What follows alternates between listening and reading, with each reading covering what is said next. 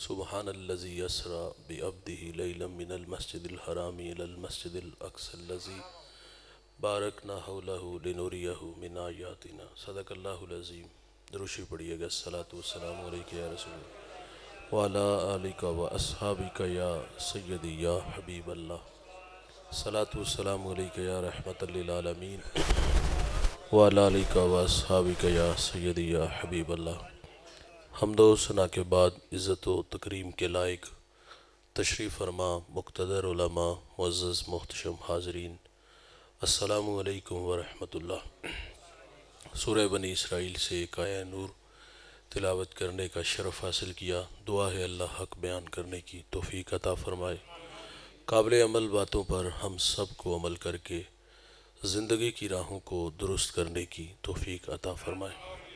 معراج النبی صلی اللہ علیہ وسلم کا پس منظر آپ کے سامنے رکھوں گا، دھیان سے سنیے گا۔ حاضرین مجلس، عادت باری تعالیٰ ہے، اللہ جس کو جتنا بڑا مقام عطا فرماتا ہے اس کو پھر آزمائش کی اتنی بڑی راہ سے بھی گزارتا ہے۔ یاری تیری سونا پر ازمائشاں تیریاں اگ، سونا پر کھیا جاوندائے نال اگاں دے لگ۔ جس کو اللہ جتنا بڑا مقام دیتا ہے اس کو آزمائش کی اتنی بڑی راہ سے بھی گزرنا پڑتا ہے۔ آپ نبیوں کی زندگیوں کا مطالعہ کر کے دیکھ لو، اگر ان کے سروں پر نبوت کے تاج ہیں تو میرے مالک نے انہیں آزمایا کس قدر۔ اللہ کے نبی ہیں حضرت ایوب علیہ السلام، آپ کی معیشت بڑی مضبوط تھی، 40,000 بکریوں کا ریوڑ تھا، 40 باغ تھے، 400 غلام تھا، اور اللہ نے چاند جیسے 12 بیٹے بھی عطا فرمائے تھے۔ اللہ نے فرشتے کو بھیج دیا کہ جاؤ میرے نبی سے کہو کہ آزمائش کے لیے تیار ہو جاؤ۔ تو آپ فرماتے جے سونا میرے دکھ وچ راضی تے میں سکھ نو چلے ڈاواں۔ کہا آنے والی ہر آزمائش پہ صبر کروں گا۔ سنیے گا، آپ ممبر پہ تشریف فرما ہیں اور تا حد نظر حواری ہیں، ان سے محو کلام ہیں۔ اچانک ایک غلام دوڑا دوڑا آیا اور اس نے آ کے عرض کیا کہ حضرت غضب ہو گیا، 40,000 بکریوں کا ریوڑ پانی کی بے رحم موجیں بہا کے لے گئی۔ آپ نے صبر کیا۔ ابھی اس کی بات ختم نہیں ہوئی کہ ایک اور آ گیا، حضرت غضب ہو گیا، 40 باغ ہوا کا تیز جھونکا اڑا کے لے گیا۔ آپ نے اس پر بھی صبر کیا۔ اچھا ایسا نہیں ہوا کہ درمیان میں 6 ماہ کا وقفہ ڈال لیا گیا ہو کہ اگلا امتحان 6 ماہ بعد، ایک وقت میں سارے امتحان ہیں۔ تیسرا آیا، سانس پھولا ہوا ہے، اور اس نے جو آ کے خبر دی نا، یہ خبر سن کے کلیجہ منہ کو آتا ہے، کہتا ہے حضرت غضب ہو گیا، آپ کے 12 بیٹے کسی کے ہاں مہمان بنے، مکان کی چھت گری اور آپ کے 12 کے 12 بیٹے شہید ہو گئے۔ اولاد آنکھوں کی ٹھنڈک من کا قرار ہوتی ہے، اس کو اسائی پیری کہتے، بڑھاپے کا سہارا کہتے۔ ایک جھٹکے میں 12 بیٹے چلے گئے، آپ نے اس پر بھی صبر کیا۔ پھر حضرت ایوب علیہ السلام کے جسم میں زخم آئے، یہ آزمائش تھی۔ شہر والوں نے آپ کو شہر سے نکال دیا۔ جب زخم نوکے زبان تک آئے تو پھر اللہ کے نبی گویا ہوئے، محبت کی زبان بولی۔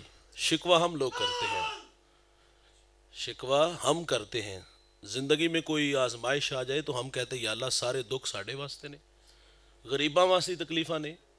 لیکن جو اہل اللہ ہوتے ہیں نا بھائی، وہ راضی بر رضا رہتے ہیں۔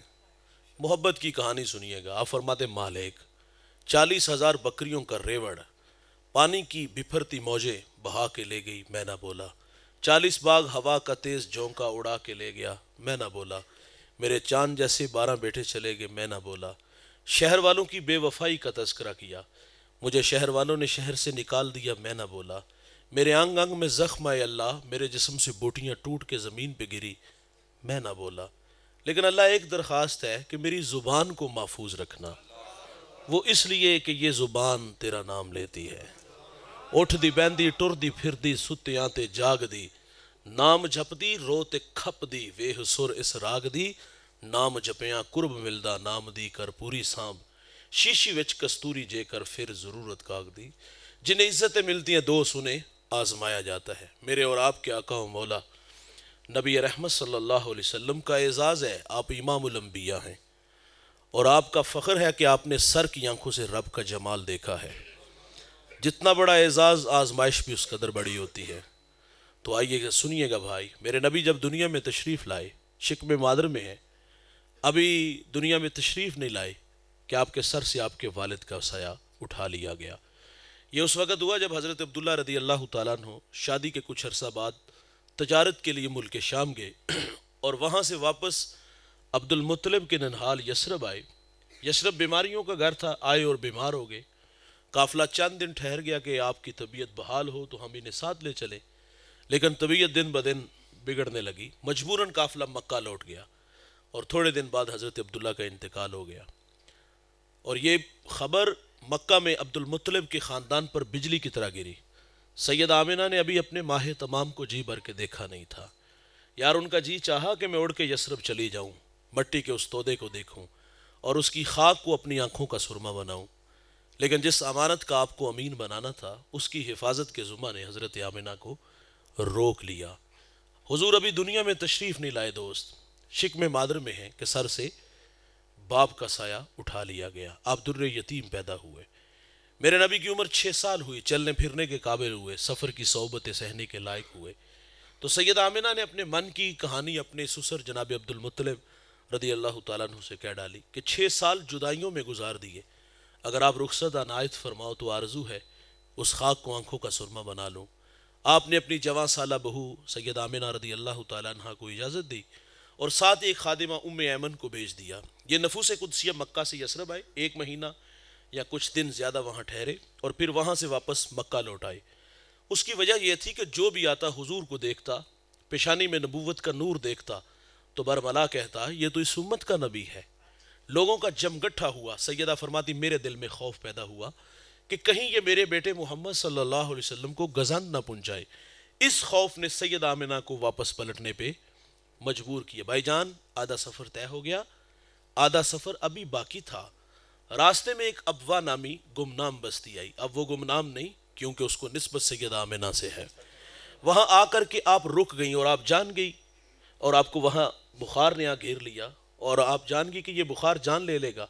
وقت رخصت ام ایمن کو کہا کہ میرے بیٹے کو باحفاظت عبد المطلب تک پہنچا دینا، پھر حضور کو پاس بلایا۔ ادھر بچپنے کی معصومیت، پیشانی میں نبوت کا نور ہے، ماں بیٹے میں کھب سی جاتی ہے۔ 2 باتیں کی اور پھر ہمیشہ کے لیے پہاڑوں میں سو گئی۔ فرماتی بیٹا ہر نئی چیز نے پرانا ہو جانا ہے، ہر باقی نے فنا ہو جانا ہے۔ فرمایا بیٹا میں بھی جا رہی ہوں لیکن سنو میرا ذکر باقی رہے گا۔ فرمایا اس لیے کہ میں تیرے جیسا پاکیزہ اور ستھرا محمد چھوڑ کے جا رہی ہوں۔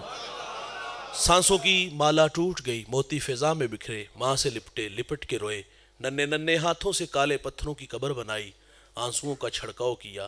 پھر جہاں تک ماں نظر آتی رہی میرے نبی پلٹ پلٹ کے ان کالے پتھروں والی قبر کو دیکھتے ہیں۔ میں نے سید آمنہ کے مزار کی 2 دفعہ زیارت کی ہے، یہ مدینہ سے تقریباً 350 کلومیٹر کے فاصلے پر ہے۔ ہم جب پہلی دفعہ حاضر ہوئے ہم پہاڑ کے نیچے تھے، ماحول خاموش تھا، ہوا کا کہیں سے کوئی ایک جھونکا بھی نہ آیا، لیکن جب ماں جی کے قدموں میں کھڑے ہوئے تو ایسا لگا کہ اللہ نے جنت کے 8 دروازے ہی کھول دیے ہوں۔ آج بھی جنت سے ٹھنڈی ہوائیں سید آمنہ کو سلام کرنے آتی ہیں۔ ام ایمن کہتی ہیں میں نے حضور کو لے کے واپس آئی۔ اچھا ہم جب وہاں پہنچے سحری کا وقت تھا تو ہم رخصت چاہنے لگے، تو میں نے دوستوں سے کہا آج ہم بھی جس طرح حضور ماں سے رخصت ہوئے اور پلٹ پلٹ کے دیکھا تھا تو آج ہم بھی یہاں سے رخصت ایسے ہی چاہیں گے۔ یقین جانیے کہ جب ہم نے پہلی دفعہ سید آمنہ رضی اللہ تعالیٰ عنہ کے مزار کی طرف دیکھا تو بچپنا حضور کا یاد آیا کہ 6 سال کی عمر میں ماں سے بچھڑے تھے تو حضور کی کیا جذبات تھے۔ پھر ہماری ہچکیاں اور سسکیاں مقام بدر تک تھمنے کا نام ہی نہیں لے رہی تھی۔ ام ایمن کہتی میں حضور کو لے کے پہاڑ سے نیچے آئی، پلٹ کے دیکھا تو ساتھ نہیں تھے۔ فرماتی میں دوبارہ پھر پہاڑ پہ چڑھی، میری آنکھیں کیا دیکھتی ہیں، حضور ماں کے سرانے کھڑے ہیں اور وہاں کھڑے ہو کر کہہ رہے تھے امی جی آپ تو جانتے ہو کہ میرا اس دنیا میں آپ کے سوا کوئی بھی نہیں ہے۔ ام ایمن کی جان نکل گئی، سینے سے لگا لیا۔ میرے نبی فرمایا کرتے تھے ام ایمن میری ماں کے بعد میری ماں لگتی ہے۔ 6 سال کی عمر میں ابوا کے ٹیلے پر ماں خاموش ہو گئی۔ پھر کفالت کا ذمہ آپ کے دادا جان جناب عبد المطلب رضی اللہ تعالیٰ عنہ نے اٹھا لیا۔ دادا نے بڑی محبت دی، کھانا کھاتے ہیں ساتھ بٹھاتے ہیں، سوتے ہیں پہلو میں لٹا لیتے ہیں۔ ذل کعبہ عبد المطلب کی مسند بچتی تھی، بیٹوں کو بھی جرت نہیں تھی وہاں بیٹھنے کی، لیکن حضور لاڈلے بڑے تھے، دادے کی مسند پر بیٹھ جاتے، بڑی محبتیں وصول ہوئیں، غم کی کہانی نہیں ٹوٹی دوست، سیلاب نہیں تھما، 2 سال گزرے کہ آپ کے مہربان دادا جان کا انتقال ہو گیا۔ راوی لکھتا ہے کہ جب جنازہ مکے کے بازار سے اٹھا، آگے آگے جنازہ تھا اور پیچھے پیچھے ایک 8 سالہ بچہ تھا جو مکے کی کبھی اس دیوار سے اور کبھی اس دیوار سے لپٹ کے روتا ہے۔ 8 سال کی عمر میں مہربان دادا جان کا انتقال ہو گیا۔ پھر کفالت کا ذمہ آپ کے چچا جناب ابو طالب نے اٹھا لیا۔ بڑی محبتیں ملی، کھانا کھاتے ساتھ بٹھاتے ہیں، سوتے ہیں پہلو میں لٹا لیتے ہیں۔ آپ کثیر العیال تھے، معیشت مضبوط نہیں تھی۔ میں نے حضور کا بچپن پڑھا، اماں حلیمہ فرماتی ہیں حضور کو بچپن میں بھوک لگی بھی ہوتی نا تو کبھی بھوک کا مطالبہ نہیں کیا تھا۔ ناراض نہ ہوئیے گا بھائی، ہم بچے نہیں بڑے ہو گئے، بڑھاپے کی طرف سفر ہے۔ ہمیں وقت پہ کھانا نہ ملے تو ہم اپنے رویے دیکھ سکتے، گالیاں بھی دیتے ہیں، خواتین پہ ہاتھ بھی اٹھاتے ہیں۔ تو بچپن اتنا شاندار ہے کہ بھوک لگی بھی ہوتی تو کبھی بھوک کا مطالبہ۔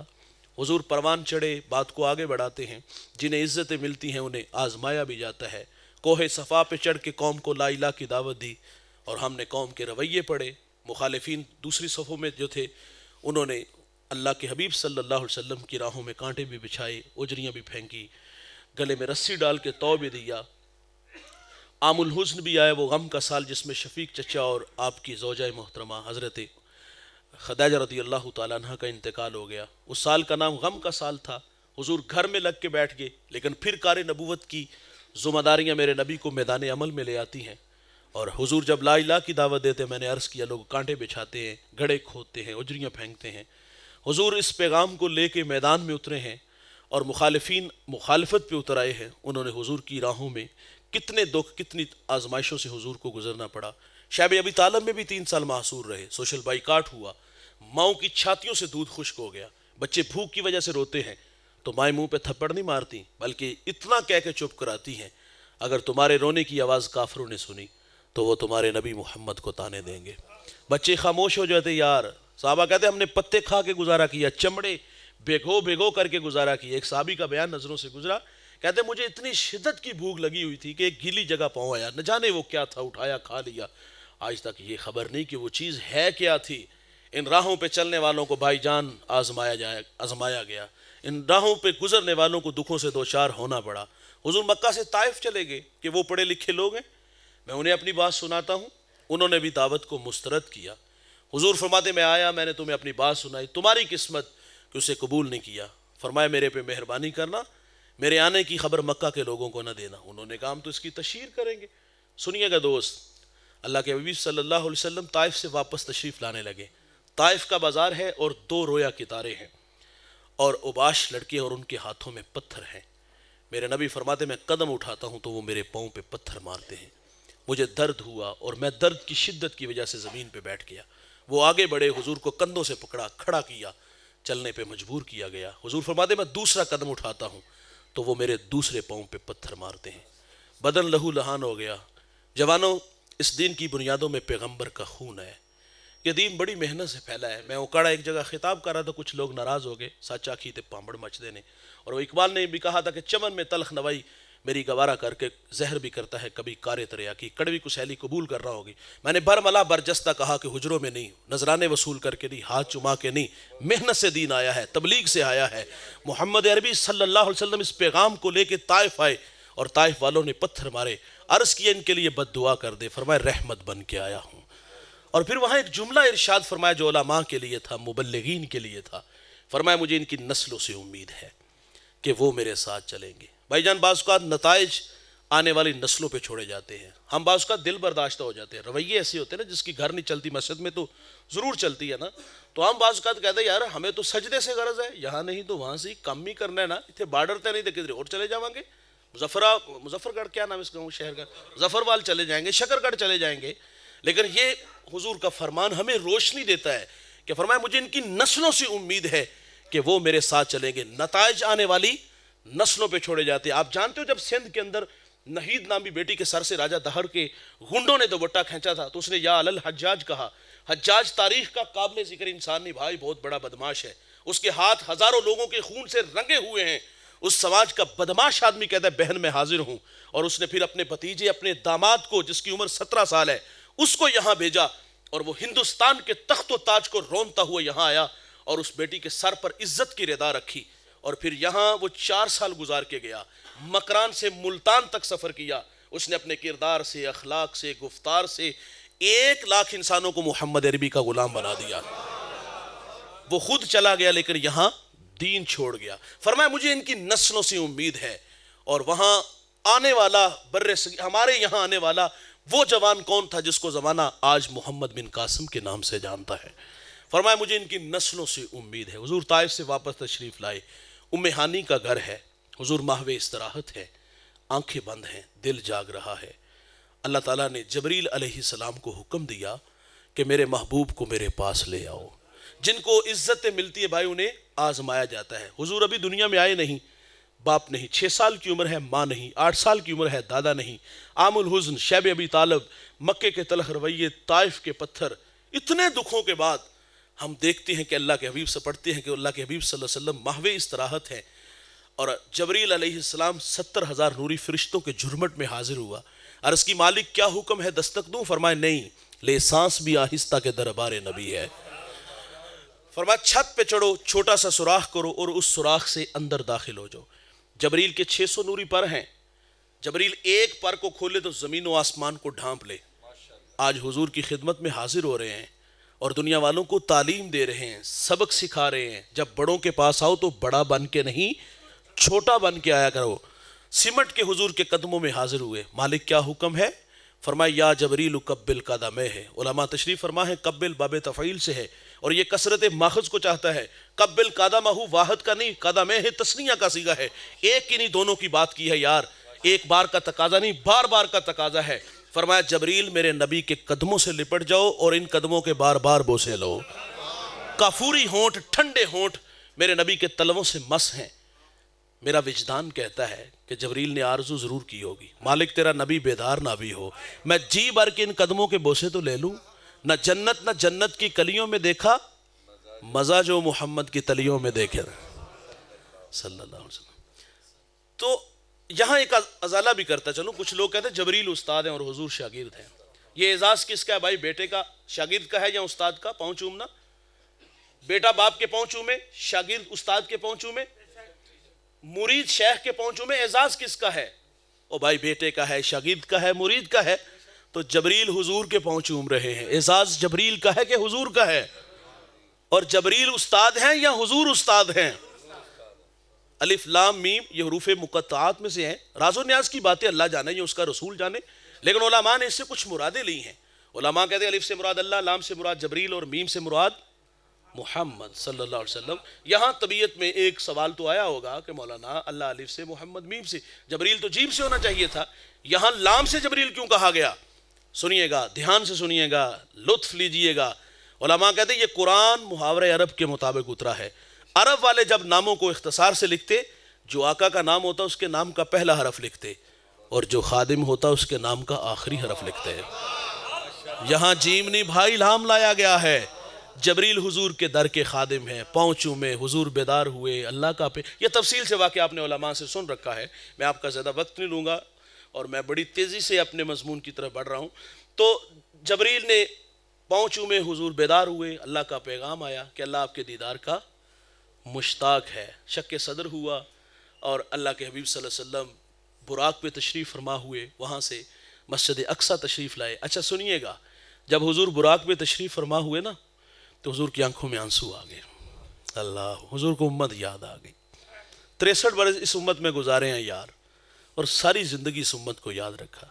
فضل بن عباس کہتے جب حضور کو مرکز نور میں اتارا گیا نا تو میں نے دیکھا کہ حضور کے لب حرکت میں ہیں، میں نے کان قریب کر کے سنا تو حضور اس وقت بھی فرما رہے تھے اے اللہ میری امت کی مغفرت فرما دے۔ عذاب کی آیتیں اتری، حضور کا رنگ متغیر ہو گیا، آپ مجمع صحابہ سے اٹھے اور باہر چلے گئے۔ صحابہ سمجھے شاید حضور کسی حاجت کے لیے گئے ہیں، تھوڑی دیر انتظار کیا، حضور تشریف نہ لائے تو تلاش کرنا شروع کر دیا۔ 1 دن، 2 دن، حتیٰ کہ تیسرے دن کا سویرا طلوع ہو گیا، ممبر اداس، گلیاں اجڑ گئیں۔ بلال حبشی مدینے کی گلیوں میں چیخیں مار مار کے روتا ہے۔ سیدہ فاطمہ گھر میں غشی پر غشی آ رہی ہے۔ واصف علی واصف کہتے ہیں شرف مکان کا نہیں ہوتا، مکین کا ہوتا ہے۔ وہ یثرب تھا، بیماریوں کا گھر تھا، لیکن سونے محمد کے قدم لگے، اللہ مدینے کی خاک میں شفا رکھ دیتا ہے۔ تیسرا دن ہوا، صحابہ جنگل میں چلے گئے، میں نے اس جنگل کی زیارت کی، اب وہاں گھر بن گئے۔ وہاں ایک چرواہا ملا، اس سے کہتے یار اس نام کا کوئی شخص تو نہیں تو نے دیکھا؟ اس نے کہا بھائی اتنا میٹھا نام تو سنا ہی پہلی دفعہ ہے. ہاں میں اتنا ضرور جانتا ہوں، وہ سامنے غار دیکھتے ہو جس کا نام جبل صلا ہے، وہاں ایک جوان ہے جو صبح بھی روتا ہے شام بھی روتا ہے، اور کہتا ہے کہ میری بکریاں دیکھو ہلکا بنائے بیٹھی ہیں، نہ کچھ کھاتی ہیں نہ کچھ پیتی ہیں، وہ روتے ہیں تو یہ بھی روتی ہیں. صحابہ نے پوچھا وہ رونے والا کیا کہتا ہے؟ اس نے کہا جب اس کے لبہائے مبارک کھلتے ہیں تو وہ رب حبلی امتی کی صدائیں دیتے ہیں. بے جان جسموں میں جان آئی، صحابہ اندر داخل ہوئے. آنکھیں کیا دیکھتی ہیں کہ حضور کی پیشانی نکیلے پتھر پہ جھکی ہے اور رو رہے ہیں. او بھائی معیشت کی کہانی نہیں، اللہ فرماتا ہے محبوب آپ کہو تو ہم بتہ مکہ کو سونے چاندی کا بنا دیں. اور حضور عرض کرتے مالک آرزو ایک دن کھانا ملے ایک دن بھوکا رہوں، جس دن کھانا ملے شکر ادا کروں، جس دن بھوکا رہوں تجھے صبر کر کے دکھاؤں. یہ فقر تو اختیاری ہے، اپنے لیے نہیں بھائی، آپ کے لیے میرے لیے اللہ سے رو رو کے کہہ رہے تھے اللہ میری امت کی مغفرت فرما دے. 2 لمحوں کے لیے عرض کروں گا، اگر تخیلات میں غوطہ لگے میں اور آپ خود کو کھینچ کے اس غار میں لے چلیں. ایک جانب خود کو کھڑا کیجئے گا اور ایک جانب محبت کی بچھی کائنات دیکھیے گا. محبت عمل کو آسان کرتی ہے، محبت دعویٰ عمل دلیل. غلامی رسول میں موت بھی قبول ہے، ناراض نہ ہوئیے گا، کھوکھلے نہ رہیں. حضور نے اتنا پیار دیا اور ہم نے اس کے صلے میں کیا دیا؟ ہم اپنے رویوں پہ غور کر سکتے ہیں. آج جوانی کو دیوانگی کا نام دیا گیا، آج جوانیاں چونک چباروں کی راہی بنی، آج اخلاق کھوکھلے ہوئے، فساد کے کھوکھلے دھانے پہ کھڑے ہوئے. ہم جوان ہیں، چلتے اکڑ اکڑ کے، بولتے بگڑ بگڑ کے، مستی ہی مستی، نشہ ہی نشہ، یہ ہمارے تیور. 5 وقت اللہ کا منادی حی علی الصلاح کی صدائیں دیتا ہے، کان پہ جو تک نہیں رینگتی. واعظ نصیحت کرتا ہے، غفلت کی پٹی نہیں اتارتے. ہم تو کسی کو آخرت کی بات سنا تو لوگ لڑتے کہتے ہیں مولوی اپنی تقریر اپنے پاس رکھ، شباب ہمیشہ رہے گا، عمر کے سائے نہیں ڈلیں گے، موت کی ہچکیاں نہیں لگیں گی، خدا کی کچہری میں پیشی نہیں ہوگی. میں کہتا ہوں بھائی کبھی آسمان کی چھاتی پہ چمکتا چاند دیکھا ہے؟ یہ ایک صورت میں نہیں ہوتا یار، یہ کبھی بدر ہوتا ہے کبھی حلال ہوتا ہے. او بھائی ہمیں بھی اس دنیا میں ہمیشہ نہیں رہنا، یہاں جو آیا ہے وہ جانے کے لیے، جو پیدا ہوا ہے وہ مرنے کے لیے. کل من علیہ فان، جو بھی ہے اس کو فنا ہے، بقا صرف اللہ کو ہے جوان. یہاں کسی بھی نے بھی بیٹھ نہیں رہنا، ہم سب نے اپنی اپنی باری پہ شہر خاموشاں کو آباد کرنا ہے. اور یہ سانسوں کی مالا کب ٹوٹ جائے موتی خاک میں ملے کوئی خبر نہیں. او محبت تقاضا چاہتی ہے. حضور رو رو کے ہمارے لیے اللہ سے عرض کرے اللہ میری امت کی مغفرت فرما دے. ابو بکر آگے بڑے عرض کی حضور غلام آئے ہیں، 3 دن جدائیوں میں گزار دیے، مدینہ اداس کھڑا ہے، بلال مدینے کی گلیوں میں چیخے مار مار کے رو رہا ہے، بیٹی گھر میں غشی پر. حضور فرما دے مجھے امت کی محبت تڑپا رہی ہے، اور فرمایا اتنی دیر تک میں سجدے سے سر نہیں اٹھاؤں گا جتنی دیر تک اللہ امت کے معاملے میں مجھے راضی نہیں کر دیتا. سنیے گا جوانوں، پھر سیدہ فاطمہ کو خبر ملی، آپ مدینے کی عورتوں کو لے کے اس غار کی طرف بڑھی. جب آپ آگے بڑھی صحابہ پیچھے ہٹے، آپ اندر داخل ہوئی، عرض کی ابو بیٹی آئی ہے، جگر کا ٹکڑا آیا ہے جس کے لیے آپ مسند بچھا دیتے تھے، فاطمہ آئی ہے. فرمایا بیٹے مجھے امت کی محبت رلا رہی ہے. فرمایا اللہ بھلا فرمائے گا. بیٹی کو بھی فرمایا اتنی دیر تک تیرے بابا سجدے سے سر نہیں اٹھائیں گے جتنی دیر تک اللہ مجھے راضی نہیں کر دیتا. سیدہ نے دیکھا کہ حضور سجدے سے ساری نہیں اٹھا رہے. پھر سیدہ اپنے مالک سے عرض کرتی مالک میں نے سنا ہے جب فقیروں اور درویشوں کی دعائیں مستجاب نہیں ہوتی تو وہ سروں سے پگڑیاں اتار کے اللہ تجھ سے بھیک مانگتے ہیں، تجھے اپنے بندوں پہ رحم آ جاتا ہے. عرض کیا مالک آج تیرے نبی کی بیٹی فاطمہ جس پر تو نے تطہیر کی آیتوں کو نازل کیا ہے، میں سر سے دوپٹہ اتار کے اپنے بابا کی امت کے لیے تجھ سے بھیک مانگتی ہوں. سیدہ کا ہاتھ ردا کی طرف بڑھا، جوانوں کو حرام مچ گیا، بادلوں کی اوٹ میں سورج نے منہ چھپا لیا، ایسا لگا کہ قیامت آ گئی. رومی کہتے پھر ایک صدا اٹھی، پس ندا آمد زی یزدہ کائے رسول، من دعائے فاطمہ کردم قبول، گر طلب کرتی زمین و آسماں، جملہ بخش دے مجدر یک زماں. فرمایا جبریل دیر نہ کرو جلدی جاؤ، میرے نبی سے کہو سجدے سے سر اٹھا لے، ہم نے سید فاطمہ کی دعا قبول کر لی ہے، جیسے آپ کہو گے ہم امت سے ویسے ہی معاملہ فرما دیں گے. رو رو کے ہمارے لیے دعا. آج اللہ سے ملاقات کے لیے جا رہے ہیں، براق پہ تشریف فرما ہوئے تو یاد کون آئی؟ حضور کو امتی یاد آئے. بھائی جان زندگی تھوڑی سی ہے، دوبارہ آنا کوئی نہیں، جوانی ہے، حسن ہے، اللہ نے توانائی دی ہے. او بھائی تھوڑی سی زندگی کو اپنے مالک کے لیے، اپنے محبوب کے لیے وقف کر دو، ان کی یادوں میں زندگی بسر کرو، عمل کی راہوں پہ دوڑو، قرآن کے دائی بنو. اللہ تعالی ہمیں ان راہوں کا راہی بنے. میرے نبی مسجد حرام سے مسجد اقصی تک براق پہ تشریف لائے، نبیوں کو امامت کا شرف ملا. فقہ کا مسئلہ علماء تشریف فرما ہے، مصلی امامت پہ وہ کھڑا ہوگا جو بڑا عالم ہوگا، پھر قرات ہے، حسن ہے، عمر ہے، بھائی جان سید حضرت آدم بھی پیچھے ہیں، حسن کے پری پیکر یوسف بھی پیچھے ہیں، جن کی آواز پہ فضاؤں میں پرندے رک جاتے ہیں، داؤد بھی پیچھے ہیں. تو پتہ چلا سب سے اعلیٰ ہو اعلیٰ، سب سے بالا ہو اعلیٰ، اپنے مولا کا پیارا. حضور نے نبیوں کو امامت کا آپ کو شرف ملا، پھر نوری سیڑھی جبریل کے پار رف رف آیا، اور پھر ایک جگہ کہ وہ بھی رک گیا. کریم آقا فرماتے پھر ایک آواز آئی کہ پیارے احمد قدم اٹھائیے. میرے نبی فرماتے میں نے ڈرتے ڈرتے جھجکتے جھجکتے ایک قدم اٹھایا. سفر کتنا طے کیا؟ جتنا 5 مراحل میں کیا، ایک قدم اٹھایا تو اتنا سفر طے کر لیا. آواز آتی گئی، قدم اٹھتے رہے، کعبہ قوسین کی منزلیں نصیب ہوئی اور قرب خاص میں پہنچے. راز و نیاز کی باتیں ہوئیں اور اللہ نے محبوب سے فرمایا کہ آپ کو کس چیز سے مشرف کیا جائے. تو حضور نے عرض کی مالک آرزو ہے کہ تو مجھے اپنا بندہ کہہ کے پکار دے. امت کے لیے 50 نمازیں ملیں. موسیٰ علیہ السلام سے ملاقات ہوئی، انہوں نے کمی کی درخواست کی، 9 دفعہ گئے، 5 رہ گئی. تو انہوں نے کہا آپ ایک دفعہ دوبارہ جائیں. تو حضور نے کیا فرمایا تھا؟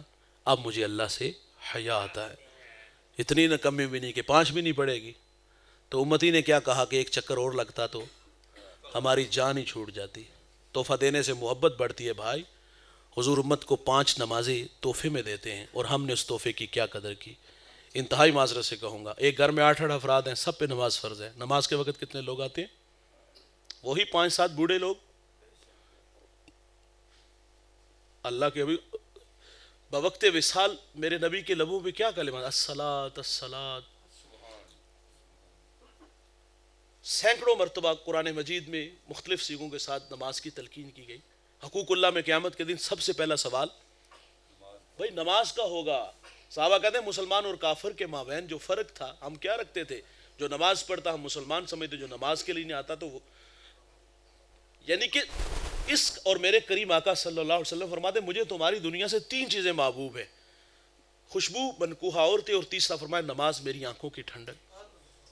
ہم نے اس کی قدر کیا کی بھائی؟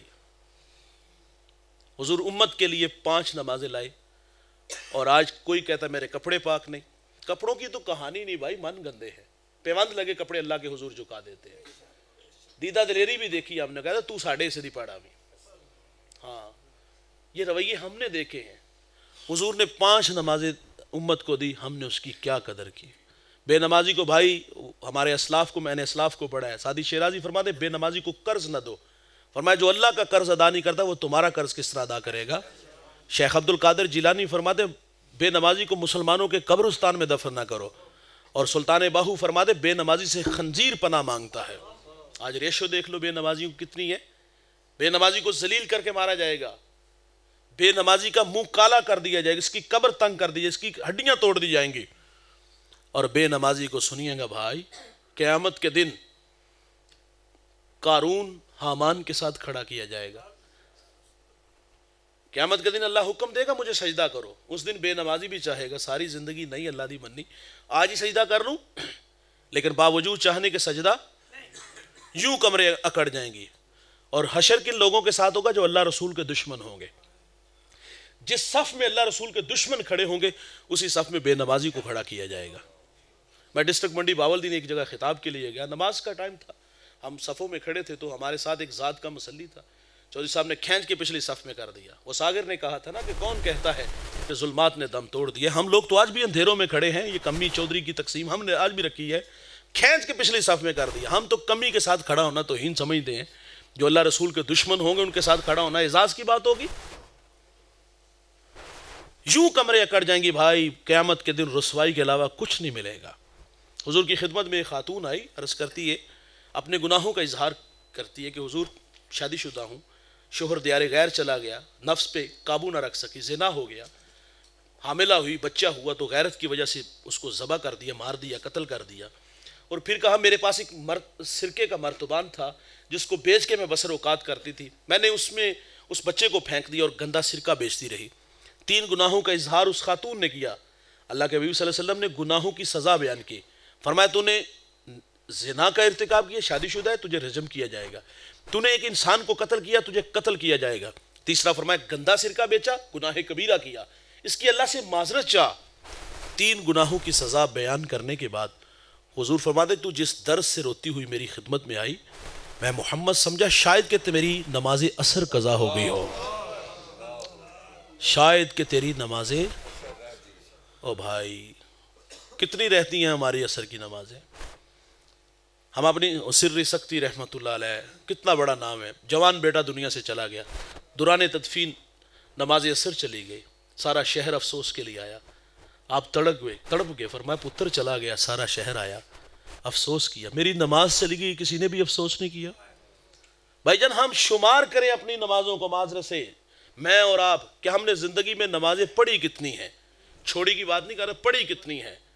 تو کیا حساب لگانا مشکل ہوگا؟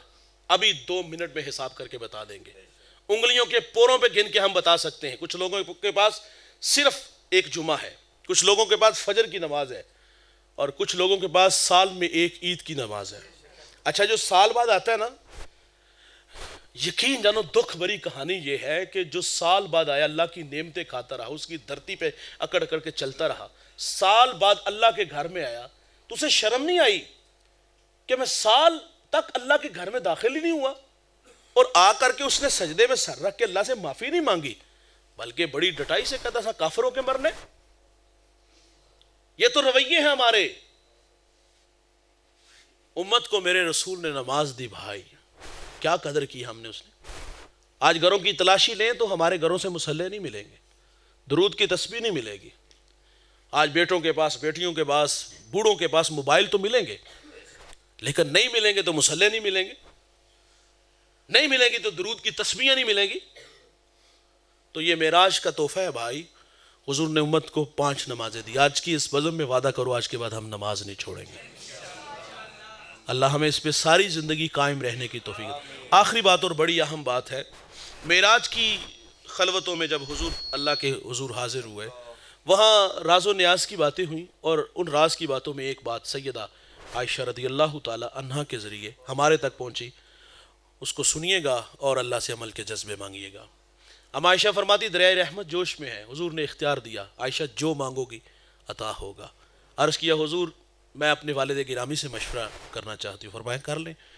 سیدنا صدیق اکبر نے فرمایا بیٹا حضور سے عرض کرنا، راز کی جو باتیں ہوئی تھی معراج کی شب، اس میں ایک بات ہی ارشاد فرما دیں. بیٹی جانے لگی تو کہا بیٹا وعدہ کرو مجھے بھی بتاؤ گی. کہا ابا جان وعدہ ہو گیا. حضور سے آ کے عرض کیا کہ حضور وہ راز کی ایک بات بتا دیں. تو حضور نے فرمایا جو ٹوٹا ہوا دل جوڑے گا وہ بغیر حساب و کتاب کے جنت میں جائے گا. وعدہ کیا تھا کہ ابا جان کو بتایا تو آپ پھوٹ پھوٹ کے رونے لگے. کہا ابا جان یہ تو بات بہت بڑی ہے. فرمایا تصویر کا دوسرا رخ دیکھو، جو ٹوٹا دل جوڑے گا وہ جنت میں جائے گا، اور جو کوئی کسی کا دل توڑ بیٹھے وہ تو سیدھا جہنم میں جائے گا. زبانیں زہر اگلتی ہیں، یہ کوبرا سانپ سے بھی زیادہ زہریلی ہیں. سوئی دھاگے والا کام نہیں، کینچی والا کام ہے. ہم کاٹتے ہیں، جوڑنے والے نہیں. آج فخر سے بھائی بھائی کے بارے میں کہا تھا 20 سال ہو گئے بھائی نے منہ ہی نہیں لایا. کیا غلط تھا کیا بھائی؟ میں حیران ہوتا ہوں جب یہ کہانی سنتا کہ 20 سال ہو گئے بھائی نے بھائی سے کلام ہی نہیں کیا. اور میں کہتا ہوں یار بچپن کی یادیں نہیں تڑپاتی آپ کو؟ ایک بستر پہ لیٹتے تھے، ایک دوسرے کی انگلی تھام کے اسکول جاتے تھے، ایک دسترخوان پہ بیٹھ کے کھانا کھاتے تھے، ایک دوسرے سے اداس ہو جاتے تھے. اور اس نے 20 سال ہو گئے بھائی کو منہ نہیں لگایا. کیوں؟ صرف 1 انچ زمین کے لیے. بچوں پہ جھگڑا ہوا تو بچے تو 2 منٹ بعد پھر اسی طرح ہو جاتے ہیں. اور یہ بھائی کے بارے میں کہہ رہا ہے میں تھوک کے نہیں چٹتا. میں نے ایسی نالائق اولاد بھی دیکھی ہے جنہوں نے اپنے ماں باپ کو کہا کہ اگر آپ مر گئے تو اسی نہیں آواں گے، تسی مر گئے تو اسی نہیں آواں گے. مرنا جینا ختم کیا ہے. اور ایسی نالائق اولاد کو بھی جان تو بوڑھے باپ کا لاشا گھر میں پڑا ہے. محلے داروں نے کہا پتر جاندی وردا موئی ویل ہے، اور اس کی میت کو کندھا ہی دے لے، اس کی قبر پہ مٹی ڈال آیا. وہ کہتا ابے سے گل کیتی سی، تھوک کے چٹتا نہیں. یہ کیسا نالائق بیٹا ہے، باپ کو دیکھ کے رستہ بد دوست کو دیکھ کر باہیں پھیلاتا ہے. 20 سال ہو گئے بوڑھے باپ کو دیہات میں چھوڑ کے خود شہر چلا گیا، 2 کنال کا گھر بنایا، اور یہ بوڑھا یہاں بھیک مانگنے پہ مجبور ہوا، صدقہ و خیرات کھانے پہ مجبور ہوا. اور یہ فخر سے کہتا ہے منہ ہی نہیں لگاتا. برادری میں پرے پنچایت میں کھڑا کر کے بوڑھے باپ کو رسوا کرتا ہے، بوڑھی ماں کو ذلیل کرتا ہے.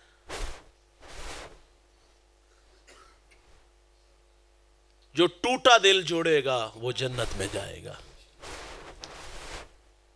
حضور کی خدمت میں خاتون کا تذکرہ ہوا نا، صوم و صلات کی پابند ہے، لیکن زبان کے فتنے سے ہمسایہ محفوظ نہیں، فرمایا جہنمی ہے۔ ایک عورت کا تذکرہ ہوا، معمول کی نمازیں، معمول کے روزے، لیکن اخلاق بڑے اعلیٰ ہیں، فرمایا جنتی ہے۔ میٹھے بول جنت میں لے جانے کے لیے کافی ہیں یار۔ غالباً حضرت حنفیہ اپنے بھائی سے ناراض ہوئے، صلح کے لیے گئے تو راستے میں سے ہو کے واپس آ گئے، آگے خط لکھا اپنے بھائی کو کہ میں آپ کے ہاں صلح کے لیے آ رہا تھا، لیکن مجھے راستے میں نانہ مصطفیٰ صلی اللہ علیہ وسلم کا فرمان یاد آ گیا، جنت میں وہ پہلے جائے گا جو صلح میں پہل کرے گا۔ کہا میری آرزو ہے، آپ بڑے ہیں اور میری آرزو ہے کہ جنت میں بڑا بھائی پہلے جائے، تو آپ آئیے اور میرے ساتھ صلح فرما لیجیے۔ تو یار تھوڑی سی زندگی ہے، یہ نفرتیں لے کے قبر میں جانا ہے، رب کو کیا منہ دکھانا ہے یار۔ میں عرض کروں گا ان بیٹوں سے جنہوں نے اپنے ماں باپ سے تعلق توڑ لیا، میں اور محسوس نہیں کہ میں ہاتھ جوڑ دیتا ہوں یار، اللہ کے واسطے یار اپنے بوڑھے ماں باپ کو منا لو۔ ساری رات ستارے گنتے یار ان کی گزر جاتی ہے اور آنسو بہاتی گزر جاتی ہے۔ ماں باپ کے دل میں اولاد کے لیے بے پناہ محبتیں ہیں، شاید کہ ہم محسوس ہی نہیں کرتے یار۔ وہ ظالم نہیں ہوتے یار، اولاد کے حق میں بڑے مناسب ہوتے ہیں۔ ہاں بوڑھے ہو جائے تو تھوڑی سی طبیعت چڑچڑی ہو جاتی ہے، بعض اوقات کسی بات پہ ناراض بھی ہو جاتے ہیں، اور بعض اوقات اولاد سمجھتی کہ غلط بھی نہیں کیا اور پھر بھی ناراض ہو گئے۔ کوئی بات نہیں یار، بڑھاپا ہے، بڑھاپا تو خود ایک امتحان ہے۔ ہم اپنے بچپنے کے زمانے کو دیکھ لیں یار، کتنے ناز نخرے تھے ہمارے، اور ہماری کتنی بے تکی باتیں تھی، ہنس کے سنتے تھے، درگزر بھی کرتے تھے، ساری زندگی ہمیں برداشت کیے، گھر سے نکالا، دھکے دیے۔ تو آج کس بزم میں میں اور آپ وعدہ کریں، اگر ہم سے ہمارا بھائی ناراض ہے تو ابھی جا کے اس سے معذرت کریں گے، اگر ہمارے بوڑھے ماں باپ ناراض ہیں تو اللہ کے واسطے یار انہیں منا لو، ورنہ کل قبروں کے ساتھ لپٹ کے رونا پڑے گا۔ ہاں آج قدموں سے لپٹ جاؤ۔